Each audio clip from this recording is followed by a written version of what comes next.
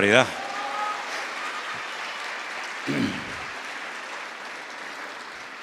Hermanos queridos, muchas gracias por haber venido esta noche. Yo ya estoy deseando predicar, ¿saben? Yo ya estoy deseando predicar la palabra, pero quiero dar las gracias a todos ustedes por haber hecho un esfuerzo tremendo, por venir esta noche a este lugar. Sé que hay hermanos que han venido de otras naciones, hermanos que han venido de diferentes partes de este país. Quiero dar las gracias al pastor de esta iglesia, al cual he conocido hace un instante, a usted también, hermano, que tuve la oportunidad de conocerlo y comer juntos. Nosotros nunca en la vida habíamos pensado venir a México, no porque no quisiéramos venir, sino porque sinceramente no teníamos ningún contacto, no teníamos ninguna relación con esta nación. El Señor me ha permitido en los últimos 40 años de mi vida servirle a tiempo completo de diferentes maneras, como evangelista, como pastor, como maestro. Pero lo que estamos experimentando en estos días, en estos 40 años, yo nunca lo había vivido. Porque nosotros, nuestra filosofía de vida, nuestra forma de trabajar, nuestra forma de entender el Evangelio es no esperar nunca nada de nadie. Yo no espero aplausos ni espero ningún tipo de reconocimiento. Es la mejor manera de no sentirte ofendido nunca. Porque si usted espera un trato y no lo recibe, se va a ofender. Y nosotros veníamos a México pues para dar lo poco, lo mucho que el Señor nos haya dado. Pero estamos siendo gratamente sorprendidos de ver a un tipo de personas que yo no conocía. Tengo 60 años y he conocido mucha gente. Y hemos estado en muchos lugares, pero personas así como ustedes, tan amorosas, tan dispuestas a hacer cola para saludar a uno, yo no había conocido gente así. Yo no lo haría. Yo nunca he hecho cola para saludar a nadie, ni soy muy efusivo a la hora de dar besos y abrazos, pero ustedes son contagiosos. La pandemia de México no es el COVID, son ustedes la pandemia. Ustedes son los que contagian a uno y te hacen romper muchas estructuras por dentro y te hacen ser abrazador y besucón, cosa que uno no es, pero ¿cómo ser de otra manera entre ustedes, no? Yo estoy muy agradecido, Elena y yo estamos muy agradecidos. Hemos conocido gente extraordinaria.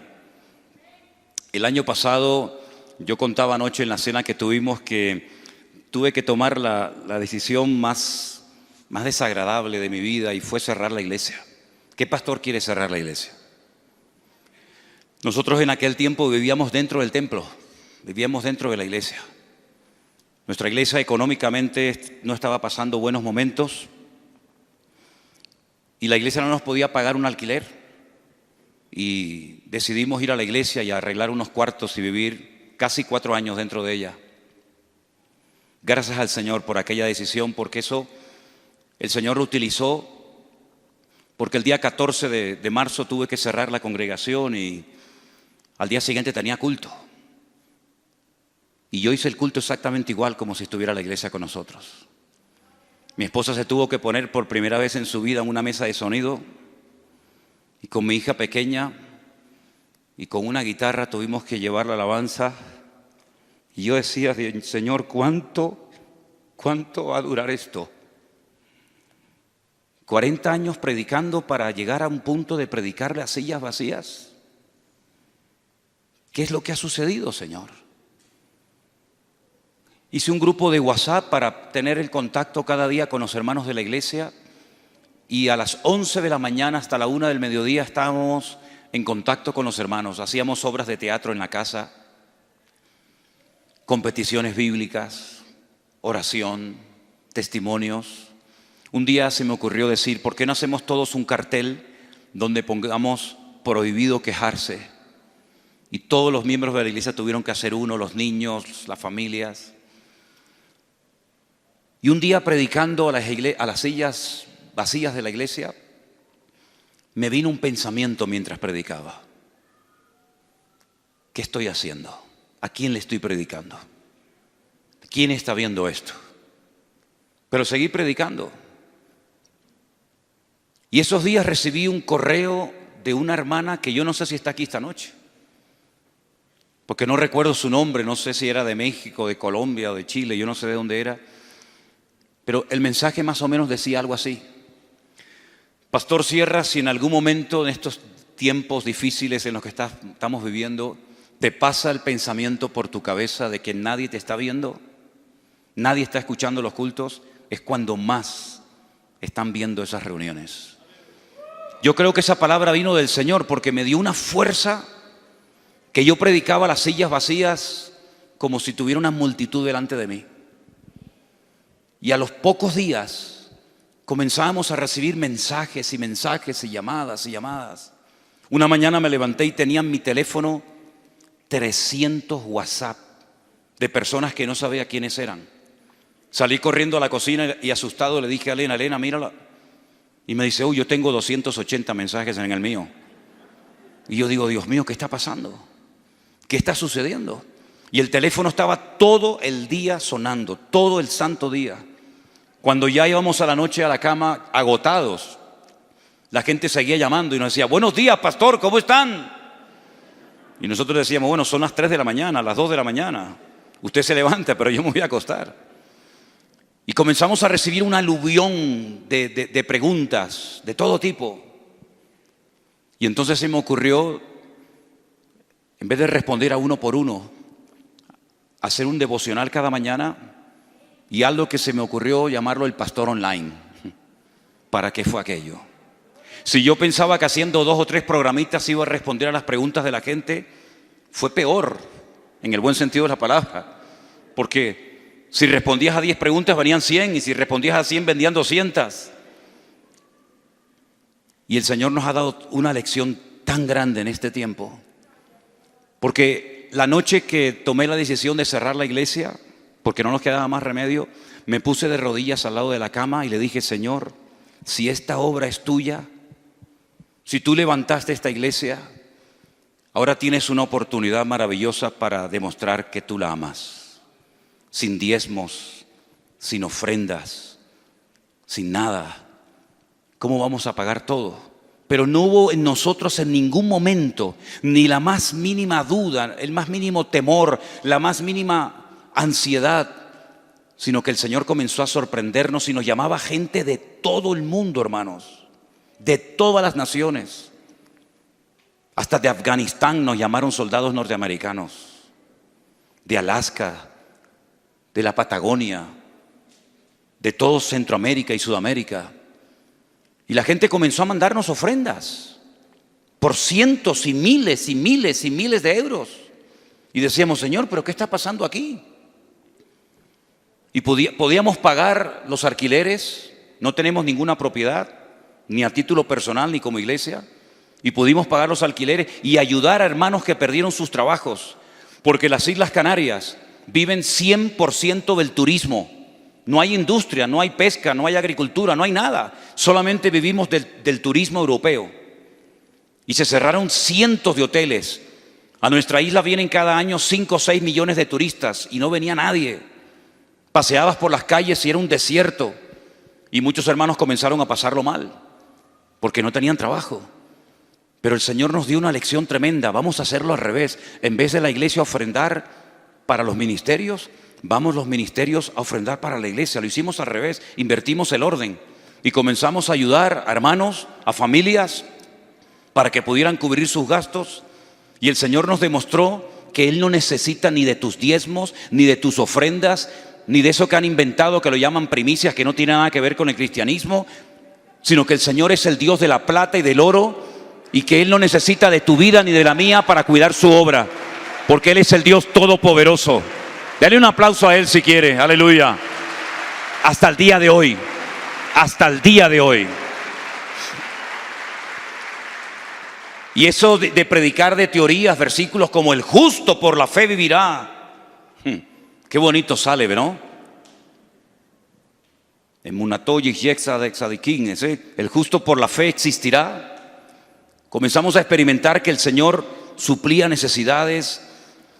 El Señor nos comenzó a poner en contacto con centenares y con miles de personas. Y entonces el Señor nos ha traído a este hermoso país, del cual mi padre me habló durante toda mi vida. Porque mi padre fue torero. Y los toreros sueñan con venir a México a torear. Porque aquí tenían que venir los españoles a doctorarse en ese arte, ¿verdad? Y mi padre nunca vino a este país. Y mi padre me dijo una vez, qué lástima que tú no fuiste nunca a torear a México. Pero yo le dije un día de broma, papá, yo no voy a torear toros en México, pero si algún día voy a torear al diablo. Y el Señor me ha dado ese privilegio de venir a dar una patada al diablo donde más le duele. Aleluya. Dios es bueno y para siempre su misericordia. Gracias por estar aquí, hermanos, en esta noche, de todo corazón. Muchísimas gracias. Me preguntaban esta mañana, de tantas cosas que pasan por mi cabeza, ¿qué nos vendría bien a todos escuchar en esta noche? Los cristianos que llevamos años en el Evangelio, a veces tenemos la tendencia de pensar que ya lo sabemos todo. Y hay un viejito en la Biblia con casi 100 años de edad, que fue el hombre que más cerca vivió del Señor Jesucristo y mejor lo conoció en el Nuevo Testamento, y fue el apóstol Juan. Pongamos que aproximadamente a la edad de 30 años se convirtió en un discípulo de él. Estuvo 3 años con el maestro. Fue aquel que se recostó sobre su costado y le preguntó, ¿quién es el que te va a entregar? Porque yo sé que yo no te voy a entregar. Aquel hombre que escribió un evangelio maravilloso, que de todos los milagros que Cristo hizo, que él llegó a decir que si se hubieran escrito una por una las palabras y los hechos que el Señor hizo, él dice, ni en el mundo cabrían los libros. De todo lo que él vio, de todos los milagros que vio, escogió 7, solamente 7. Y no utilizó la palabra milagros, sino la palabra señales, banderas, puntos de referencia en el mundo espiritual. Y usted puede ir a su evangelio, que es una maravilla, y en el capítulo 2, 4, 5, 6, 6, 9, 11, usted va a encontrar cómo el Señor Jesucristo es presentado de múltiples formas. Y gracias a Juan sabemos que el primer milagro de Cristo consistió en cambiar el agua en vino, en buen vino. Y ahí vemos al Señor cómo convierte un elemento muy conocido como el agua en algo completamente diferente en cuanto a color, sabor. Y cuando lo probaron, la gente se quedó sorprendida porque dijo, ¿cómo es posible que has guardado lo mejor para el final? Y ese es un milagro profético, porque lo mejor está por venir.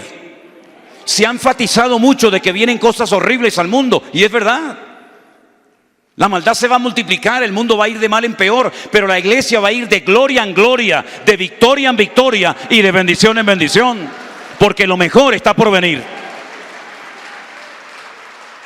Y por eso tantos cambios tan radicales, porque el Señor está preparando el escenario para darle el último empujón a la iglesia, para que la iglesia aproveche todos los medios legales que están a su disposición y a su alcance, para que millones y millones de almas en este último tiempo conozcan el evangelio de Cristo y puedan cambiar de muerte a vida, como tú y yo hemos experimentado ese cambio en nosotros. Yo no nací en un hogar evangélico. Mi esposa es la 6ª generación de evangélicos. Se convirtió con los ingleses en el siglo pasado, cuando venían del avivamiento en Inglaterra. Pero yo no tuve el honor de nacer en un hogar cristiano.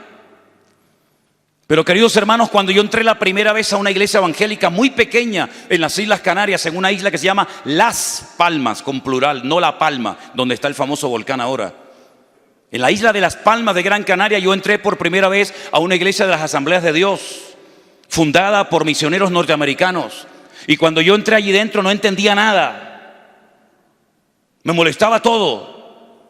Y lo que más me molestó es que había un señor que lo llamaban pastor, que comenzó a hablar de un muchacho que se enfadó con su padre y se marchó a lejanas tierras y allí vivió perdidamente. Y yo me sentí tremendamente aludido porque yo pensaba que mi madre le había contado toda mi vida a este señor. Y le dije, ¿tú por qué le tienes que contar a este tipo mi vida? Y me dice, no, Manolito. No me llamen Manolito ustedes, ¿eh? Eso era una cosa de mi madre. No, Manolito, yo no le conté nada al pastor, sino que es el Espíritu Santo. Y detrás mío había una señora rubia, finlandesa. Después me dijeron que era finlandesa. Y comenzó a hablar en un idioma que yo no entendía nada. Y la miraba y le dije a mi madre, ¿y a esta qué le pasa? Y me dice, cállate, porque es el Espíritu Santo. Digo, ¿el Espíritu Santo es rubio con los ojos azules? No entendía nada. Pero cuando ese hombre siguió predicando, hizo un llamamiento y dijo: si hay alguien aquí en este auditorio, auditorio, eran 15 personas en la iglesia, fíjate qué auditorio tan grande era, ¿no? Cuando venían 2 visitas había un avivamiento espectacular en la iglesia, ni se lo creían. Si hay alguien aquí entre nosotros que quiere levantar su mano y recibir a Jesús en su corazón como su Señor y Salvador personal, yo no sé lo que me pasó, pero yo me encontré en ese altar esa noche y por primera vez me dirigí en oración a Dios. Yo no creía en Dios. Yo me había criado toda mi vida, tanto en Caracas como en Canarias, en colegios de sacerdotes. Y hay un refrán que dice que los mayores ateos del mundo han salido de colegios de curas, y yo era uno de ellos. Y yo le dije a Dios: yo no sé si tú existes, pero si tú existes, cámbiame, yo quiero conocerte. Me hacían 4 encefalogramas por semana en mi cabeza, me ponían la cabeza llena de cables como si fuera una máquina, un robot. Estuve en manos de psicólogos y de psiquiatras por años. Nada me llenaba, todo me aburría, todo me cansaba.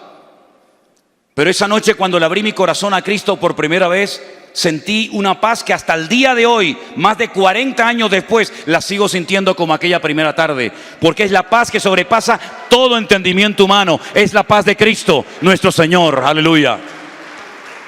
Y Él me liberó de los demonios que llevaba dentro sin yo saber que los tenía. Porque mi testimonio lo digo en 3 palabras: Él me salvó, Él me liberó y Él me sanó. Y nadie me puede quitar eso de mi corazón, porque esa ha sido mi experiencia. Y por eso, cuando yo entendí que a Él lo habían crucificado, que lo habían metido en un sepulcro y que al tercer día había resucitado, cuando yo entendí que aquello era verdad, yo quería contarle esto a todo el mundo.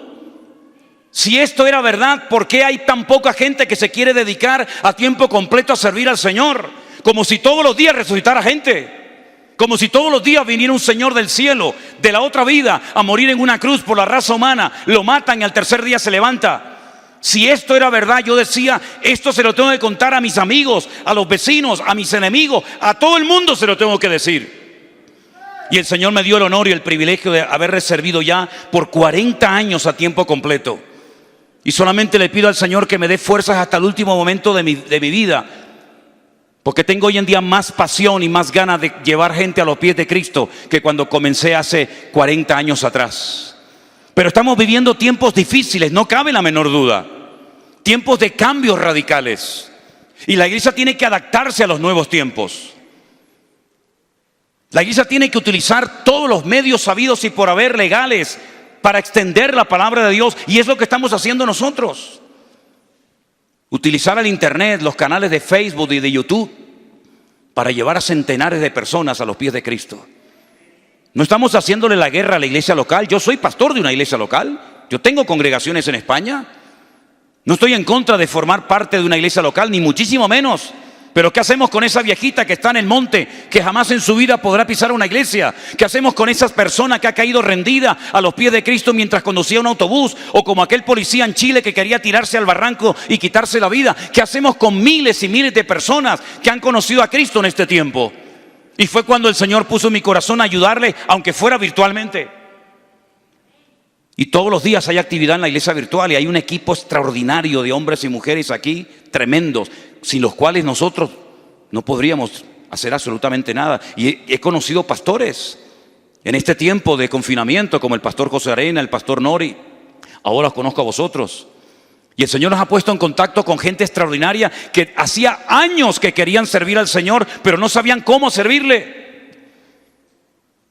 Pero ha llegado el momento en el que ya no es el tiempo de las grandes estrellas, ni de los grandes famosos en las plataformas. Dígame quién quedó de todos los que había. No voy a mencionar nombres, ¿para qué? Para mí el último grande que partió a la presencia del Señor se llamó el doctor Billy Graham. Y ya no estamos en el tiempo de las grandes estrellas, ya eso no funciona. Ahora estamos en el tiempo de que cada oveja y cada miembro del cuerpo de Cristo ponga su vida al servicio de la obra del Señor. Y usted es capaz de hacer cosas que a lo mejor ni se había imaginado. Somos instrumentos de barro usados temporalmente por la gracia y por la misericordia del Señor. Pero estamos viendo hermanos que están entre nosotros que después de haber aceptado a Cristo como su Señor y Salvador personal, se han ido a su casa, a su barrio, a su pueblo, a su ciudad y están ganando a docenas y a docenas de almas. No son pastores, no son evangelistas, No son reconocidos en las redes sociales, pero son instrumentos que se dejan usar por la mano de Dios. Y ese es el tiempo que nos ha tocado vivir a nosotros. El tiempo en el que personas sencillas, humildes, sin muchos estudios, sin mucha elocuencia, sin mucho carisma, pero sencillos a la voz de Dios, se dejan usar por el Señor. Y por eso estamos viendo tantas sorpresas como las que vio Juan siendo de casi 100 años en la isla de Patmos. Un hombre que había visto milagros, un hombre que había visto incluso a Moisés y a Elías en el monte Tabor, en el monte de la Transfiguración. Un hombre que vio cómo se multiplicaban los panes y los peces. Un hombre que vio resurrección de muertos. ¿Y qué más se puede ver en la vida? Todavía le faltaba lo mejor, la revelación del último libro, el libro del Apocalipsis. Un libro que a algunos les da pánico, un libro que a algunos les asusta, un libro que a algunos dicen, uy, cuando llego a Judas me vuelvo para atrás porque me da miedo leer el Apocalipsis. No, hermanos, todo lo contrario. Dios no nos ha dejado ese libro para asustar a la iglesia, sino para animar al pueblo de Dios, para que sepan que Cristo viene pronto y que la historia no termina mal, la historia termina bien, porque Él venció al diablo, a la muerte, al infierno, y viene pronto a buscar a su amada iglesia para llevarnos con Él a su presencia. ¡Aleluya! Y somos la última generación de creyentes probablemente. Yo no sé cuánto más vamos a estar en esta vida, pero puedo asegurarles que en este momento usted y yo somos la última generación de creyentes que está pisando el planeta Tierra. Y profecías que han estado dormidas como los volcanes de Canarias, se están despertando delante de nosotros. Y estamos viendo cómo el Señor nos está diciendo, prepárense que vengo pronto, prepárense que vengo pronto. Es tiempo de que pongan su vida en orden. Es tiempo de que inviertan su tiempo, su juventud, sus recursos, sus talentos, todo lo que tienen a la obra del Señor. Porque hay tanto por hacer, tanto por hacer. Tantas almas por ganar para el Señor, tantos lugares donde no hay iglesia. En España usted puede viajar horas y horas y horas y horas en coche y no encontrar ni a un solo cristiano. No hablo de una iglesia, hablo de un cristiano. Y por eso hay una necesidad tremenda de obreros, porque la mies es enorme, pero los obreros son muy escasos y a veces los que hay son malos y poco comprometidos y consagrados. Y si alguien tiene miedo de decir, pero ¿y de qué voy a vivir en la obra? ¿De qué voy a vivir? El Señor nunca desampara a un justo y el Señor siempre le proveerá todas sus necesidades, no sus tonterías. Yo no necesito un avión para predicar el evangelio. Yo no necesito dormir en un hotel de 5 estrellas para sentirme siervo de Dios. Yo lo que necesito es que alguien me escuche y con una Biblia en la mano me sobra todo lo demás. Y eso es lo que Dios está buscando, gente sencilla, gente humilde, gente que no quiera honra y gloria para ellos, sino que la gloria y la honra se la den al Señor. Si hay alguien aquí en esta sala, prepárate porque es tu hora. Dios te va a usar grandemente, como nunca antes te habías imaginado. Aleluya. Pero también les digo algo, mis hermanos. Los últimos mensajes que encontramos a iglesias en la Biblia están en el libro del Apocalipsis. Y hay 7 iglesias. Y quiero hablar un poco de la primera y de la última. La primera es la iglesia de Éfeso. Una iglesia espectacular. Dice que llegó a tener más de 300,000 personas. Era la iglesia madre de la que salieron las demás iglesias del libro del Apocalipsis. Fue donde más tiempo el apóstol Pablo estuvo ministrando, 2 años enteros. Allí lo apedrearon y lo dieron por muerto. Y probablemente el Señor allí resucitó al apóstol Pablo. Allí empezó la obra con 12 personas. 12 personas que cuando el apóstol Pablo se las encuentra, le dice, ¿ustedes en qué habéis sido? ¿Cuándo recibisteis el Espíritu Santo? ¿Se acuerdan la pregunta? Y la pregunta fue, no sabemos lo que es el Espíritu Santo. ¿Qué tipo de creyentes eran esos? ¿En qué fueron bautizados ustedes? En el bautismo de Juan.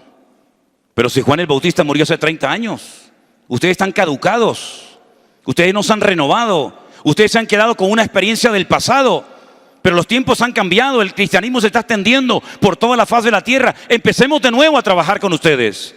Déjense tratar, déjense moldear por el Señor. Dice que los bautizó de nuevo y con ese grupo de 12 personas nació la hermosa y preciosa iglesia de Éfeso. Allí estuvo viviendo nada más y nada menos que María, la madre de Jesús, con el apóstol Juan. Allí estuvo Priscila, Aquila, Tito, Timoteo. Los mejores ministerios de la época estuvieron en aquella congregación. Y fue una iglesia muy usada, muy bendecida, muy prosperada. Allí estaba el famoso templo de la diosa Diana o Artemisa o Venus, como se le llamaba también en otra cultura, que por poco tienen que cerrarlo, Porque había tantas conversiones, tantos cambios. Y también dice la Biblia que mucha gente quemaba los libros de hechicería y de brujería y de santería de la época, porque conocían el evangelio de la libertad gloriosa del Señor Jesús. Y es una iglesia que empezó muy bien, muy bendecida, muy usada, como muchas iglesias y como muchas denominaciones empezaron bien, muy usadas, muy bendecidas, pero se han ido apagando y viviendo de la gloria de los misioneros de hace 50 años. Y cuando tienen que contar algo bonito, cuando tienen que contar un testimonio, tienen que echar mano del pasado. No podemos vivir de glorias pasadas. La gloria del Señor tiene que ser renovada continuamente. El fuego en el altar de Dios no puede echar humo, tiene que estar con el fuego encendido cada día. Y esa iglesia dice que tenían una característica tremenda. Era una iglesia con paciencia, una iglesia con obras, una iglesia con amor, una iglesia que dice que habían probado a los que se decían ser apóstoles y los habían ya encontrado mentirosos. Vamos a dejarlo ahí, ¿sí? Porque si se me calienta el pico, a lo mejor digo cosas que no tengo por qué decir. Una iglesia increíble, con unas características maravillosas. Pero tengo contra ti que has dejado tu primer amor. Y yo he escuchado a personas que dicen, mira, el primer amor en el Señor es como el noviazgo, ¿verdad? Que cuando ves a ese chico, a esa chica y te enamoras los primeros días, primeros meses, el primer año de casamiento, ese es el primer amor. Pero ¿saben lo que pasa, hermano? Que luego después eso pasa y entra en rutina y entonces explican, creyendo que dicen la verdad, que el primer amor es el primer tiempo en el Señor. Pero cuando usted ya lleva años en el evangelio, ya no se predica con ese fervor, ya no hay ese entusiasmo por el Señor. Eso es falso, eso es rotundamente falso. Eso no significa el dejar el primer amor. El primer amor, la misma palabra lo dice, que sea lo primero. Hoy amamos más al Señor y tenemos más ganas de servirle que cuando comenzamos a conocerle los primeros días de nuestra vida. El primer amor significa que por encima de Él no hay nada ni nadie, ni novia, ni casa, ni trabajo, ni nada. Él es el primero en mi vida. Y en la iglesia de Éfeso ya el Señor no era lo primero. No sé lo que era, pero el Señor no lo era. Y el Señor los confronta como el Señor ha tratado duramente con la iglesia en este tiempo. Porque yo creo que desde el siglo primero, y lo digo esto con todo mi corazón, hermanos, yo creo que desde el siglo primero el Señor no ha hablado tan claramente a la iglesia como en este último año le ha estado hablando al pueblo de Dios. Porque si de algo ha servido este confinamiento y esta pandemia, es para encerrar a millones y a millones de pastores, de evangelistas, de apóstoles, de profetas y de cristianos en sus iglesias o en sus casas, para que mediten y piensen por qué estoy haciendo lo que hago, por qué predico lo que predico, por qué enseño lo que enseño. Y Dios nos ha tenido frenados para reflexionar y meditar a ver si lo que estamos predicando tiene fundamento bíblico o de dónde rayo me lo saqué. Aunque me dé resultados, aunque sea un método maravilloso que obtenga resultados rápidos, lo que no es de Dios tarde o temprano se desmorona y sale a la luz. Y Dios ha estado limpiando a la iglesia, porque el Señor no viene a buscar una iglesia arrugada, una iglesia vieja, una iglesia cansada. Él viene a buscar una iglesia sin mancha y sin arruga. Y la iglesia ha tenido muchas manchas y muchas arrugas hace años. Y el Señor ha estado tratando duramente con la iglesia.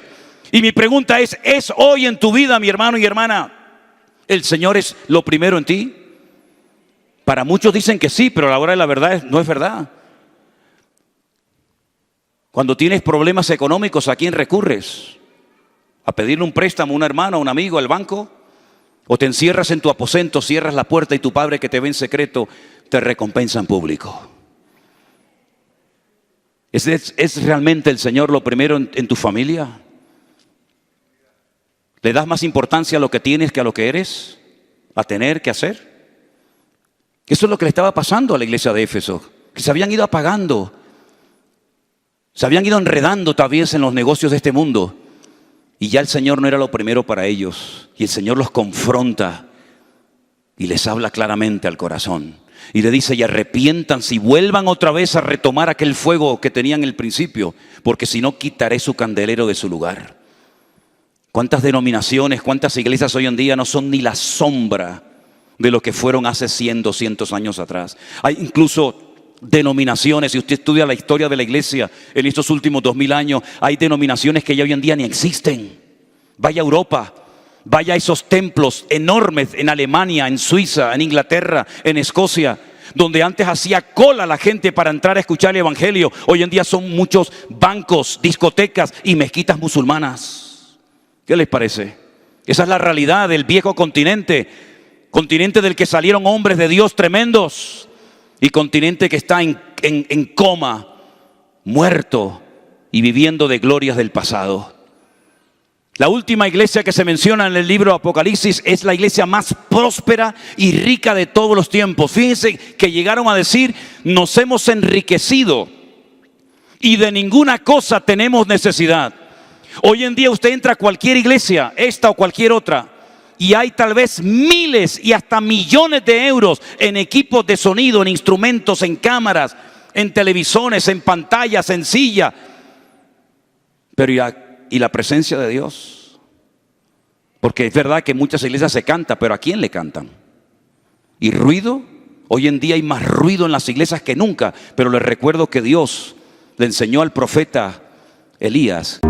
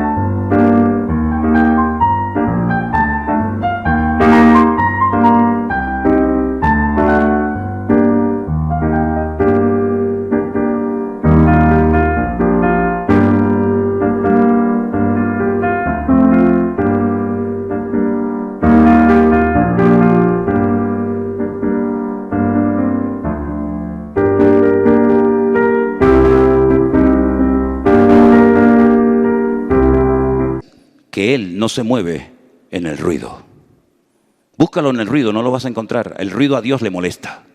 Él estaba en el silbo apacible, y eso es algo que la iglesia lo ha perdido, y ojalá logre recuperarlo. Nos hemos enriquecido y de ninguna cosa tenemos necesidad. Y es la iglesia a la que el Señor le dice: he aquí yo estoy a la puerta y llamo.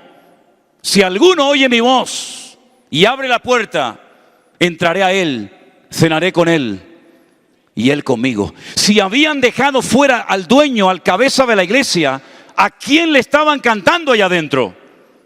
¿A quién estaban honrando y levantando en alto? Si él no estaba allá adentro, ¿a quién le estaban celebrando ese culto y esa reunión? Me hace recordar a esa historia del libro del Cantar de los Cantares, tal vez el libro menos leído de la Biblia, pero es un libro maravilloso, donde dice que de madrugada vino el amado y tocó a la puerta, y la amada estaba durmiendo, y dice que algo brotó en su corazón porque reconoció al instante que su amado venía, y golpea la puerta y le dice: oh amada mía, paloma mía, todo lo que yo te decía y te digo de vez en cuando, prepárame la comidita, paloma mía, cucurrucucú. Y dice que la amada reconoció que el amado estaba en la puerta. Y el amado le dice: ábreme para que nos embriaguemos de amor hasta el alma, hasta el alba. Y ella le dice: me acabo de lavar los pies. Los pies, los suelos en los tiempos de la Biblia eran de tierra. Y si me acabo de lavar los pies, ¿y cómo me voy a levantar y mancharme los pies para abrirte la puerta a ti? Es decir, no merece la pena ningún esfuerzo que haga por ti, amado mío. Era un amor de boca, pero no de corazón. No estoy dispuesta ni a lavarme, ni a ensuciarme los pies para tener comunión contigo.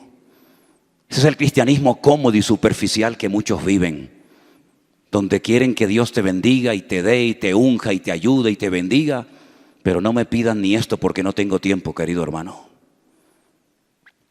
Y cuando se levanta de la cama, dice que el aroma del amado había quedado en la puerta, y reconocía que allá había estado la presencia de su amado, pero lo había perdido. Y esa es la peor tragedia que le puede ocurrir a una iglesia.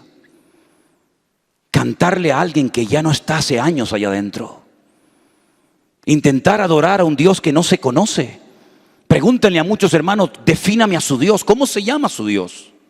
¿Cómo se llama su Dios? Dígame el nombre propio de Dios. Dígame los atributos de su Dios. ¿Cómo es? ¿Cómo sabes cuándo le está hablando y cuándo no le está hablando? ¿Cómo puede reconocer y discernir si Dios le está hablando en un sueño o ese sueño se lo inventó usted? Y vas a encontrar que hay tantas lagunas. Y a veces cantamos a un Dios que en el fondo no conocemos. Incluso algunos predican de un Dios que no conocen. E intentan adorar a un Dios que nunca han tenido un encuentro personal realmente con Él. Y ella se levanta y se desespera y va por todas las calles de Jerusalén y dice que la maltratan, la humillan y dice: no despertéis el amor, oh doncellas de Jerusalén. Habéis encontrado, habéis visto a mi amado. Y se reían de ella porque ella sabía describirlo, pero había perdido su presencia. Esa fue la tragedia de la iglesia de la Odisea. Que el Señor estaba a la puerta y se habían creído que la prosperidad que tenían venía de Dios. Y hay gente en el mundo satanista que odian a Dios, que aborrecen el evangelio y son más prósperos que muchas iglesias enteras con todo su patrimonio y con todo su dinero. Luego, toda prosperidad no viene de Dios.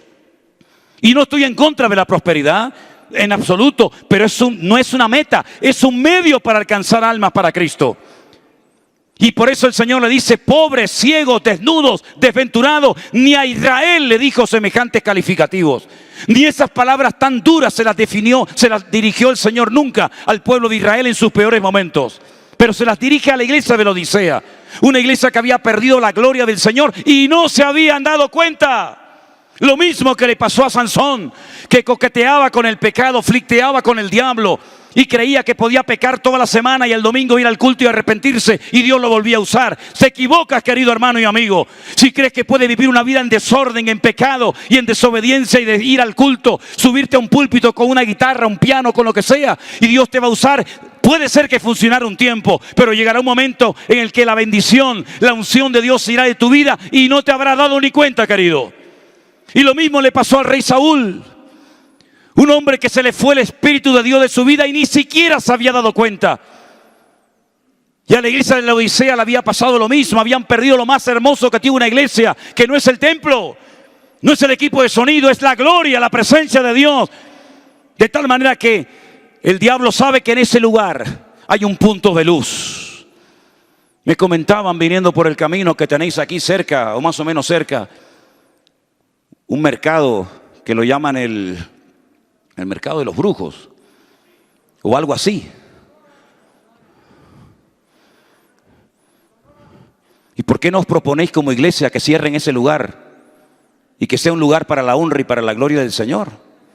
El templo de Diana por poco tienen que cerrarlo porque un hombre ungido por el poder de Dios puso una ciudad patas arriba. ¿Y cómo es posible que haya miles y miles y miles de creyentes en una ciudad y el diablo campe por sus respetos?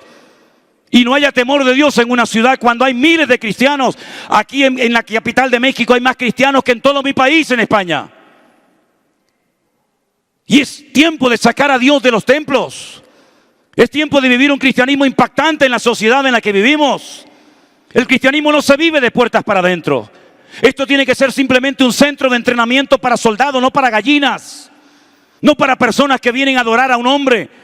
Un hombre que está todo el día pidiendo y pidiendo y nunca se sacia como la sanguijuela. Dame, dame, dame y dame más. Las iglesias tienen que reinvertir sus recursos en ganar almas para Cristo. Porque ese es el mayor privilegio del mundo, poder ganar almas para Cristo. Y ustedes pueden hacerlo. En este templo caben más cristianos que muchas ciudades de mi país en España. Tenéis tantos recursos. Y es el tiempo de despertar del sueño en el que hemos dormido durante años, queridos hermanos. Es el tiempo de dejar las políticas, los cargos, los títulos. Es tiempo de buscar la gloria y la honra de Dios. Y si tenemos que pasar desapercibidos, si no nos nombran y no tenemos nunca ningún cargo, me da exactamente igual. Porque podemos ser gigantes delante de los hombres, pero enanos, descalificados delante de la presencia del Señor. Y por eso, mis queridos hermanos, la razón por la que hemos venido a México es para conocer a las personas que el Señor nos ha dado el privilegio en este último año de poder haberlos llevado a los pies de Cristo. que se reúnan donde quieran, que vayan a la iglesia que quieran. Nosotros no vamos a competir con iglesias ni con denominaciones. Vivimos a 15.000 kilómetros de distancia. Es imposible que podamos pastorear y atender al mundo. Es imposible. Pero nosotros lo que queremos es que la iglesia del Señor vuelva a ser lo que fue hace 2000 años. Sin radio, sin Facebook, sin YouTube, sin barcos, sin aviones, sin instrumentos musicales, sin templos, sin nada. Hicieron retroceder a los estoicos y epicúreos de Grecia. Pusieron de rodillas al imperio romano. Y todo el mundo sabía que aquellos cristianos, aunque morían despedazados en la arena de los circos romanos y crucificados y devorados por las fieras romanas, morían riendo y cantando al Señor. Y hoy en día hay personas que ante cualquier prueba, ante cualquier dolor, ante cualquier situación, enseguida se cambian de iglesia, se desaniman, se derrumban. Iglesia del Señor, no podemos seguir viviendo como cobardes. Somos hijos del Rey de Reyes y Señor de los Señores. Tenemos que levantarnos como un ejército en el nombre del Señor. Aleluya. Es el tiempo de la iglesia. Es el tiempo de la iglesia. Y queridos hermanos, yo estoy plenamente convencido de que todo esto que hemos vivido y todavía estamos viviendo, donde es increíble que los cristianos no podamos saludarnos y abrazarnos y estar distanciados y saludarnos con un codazo, con una patada, a lo que hemos llegado, ¿no? A lo que hemos llegado. Si Pablo viniera esta noche aquí y decía, pero ¿qué les pasa a ustedes? ¿Están locos? ¿No? Ha llegado un tiempo en el que tenemos que cambiar nuestra forma de pensar para cambiar nuestra forma de vivir. La iglesia, queridos hermanos, hoy en día tiene más recursos que jamás en la vida, en la historia, habían podido pensar tener. Pero es el tiempo en el que tú y yo tenemos que poner la mano en el arado y no mirar atrás. No sabemos cuánto tiempo nos falta. Estuvimos la semana pasada en Roma y saliendo del Coliseo romano,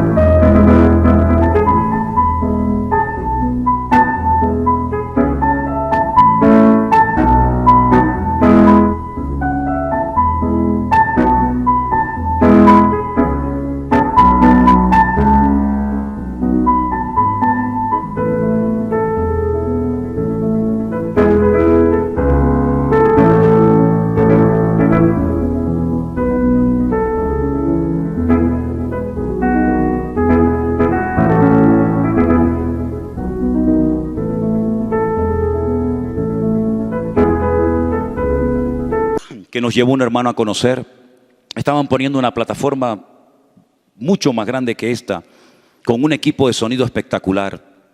Y pregunté qué evento estaban preparando. Y me dijeron, estaban preparando una reunión internacional de oración por la paz. Y allí iba a estar el Papa, rabinos, pastores, sacerdotes, en fin, un potaje tremendo. Y le iban a dar la despedida a la única líder cristiana de Europa. Ya no tenemos ningún líder cristiano en Europa, son todos ateos, illuminatis o masones. La única líder cristiana que teníamos en España, hija de un pastor, era Angela Merkel en Alemania. Ya no está más, ya tienen la cancha abierta.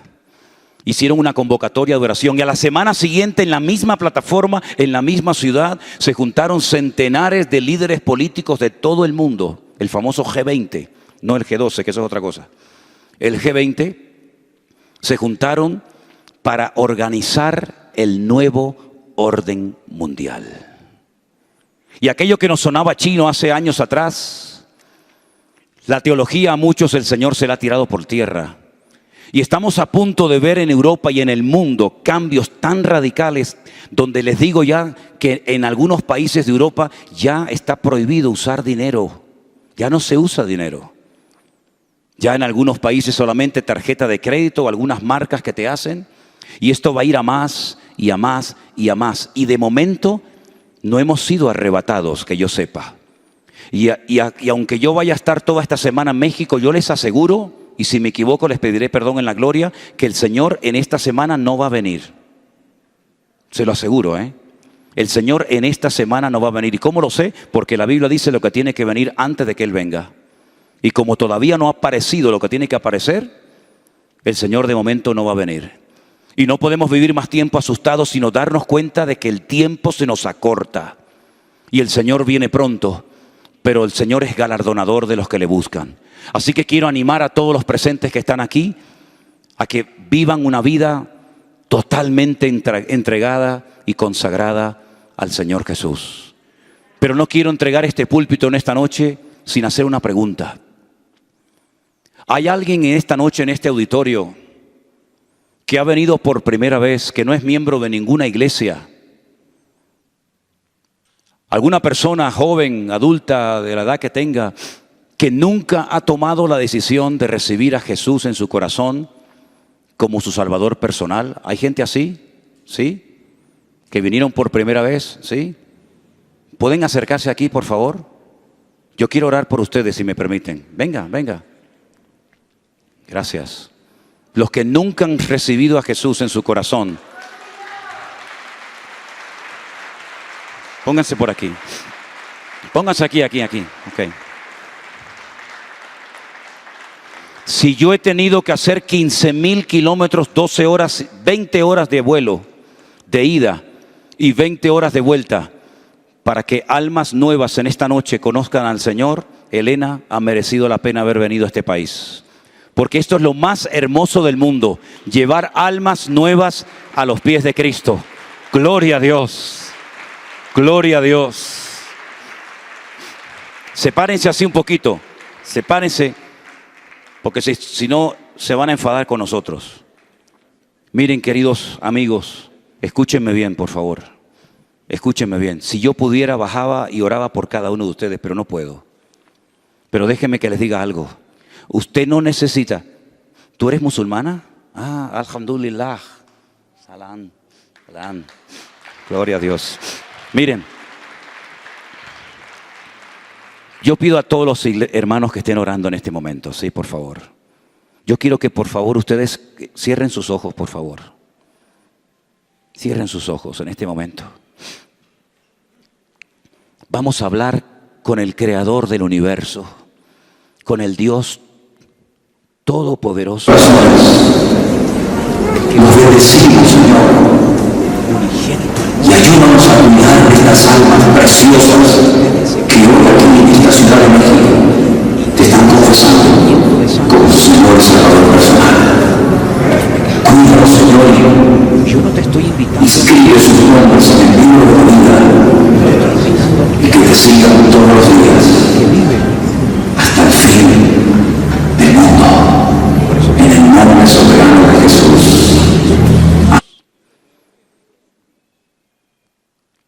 Gracias por haber muerto por mí en una cruz. Yo en este momento, mi Señor Jesús, te pido perdón por todos mis pecados. Límpiame, Señor. Entra en mi corazón.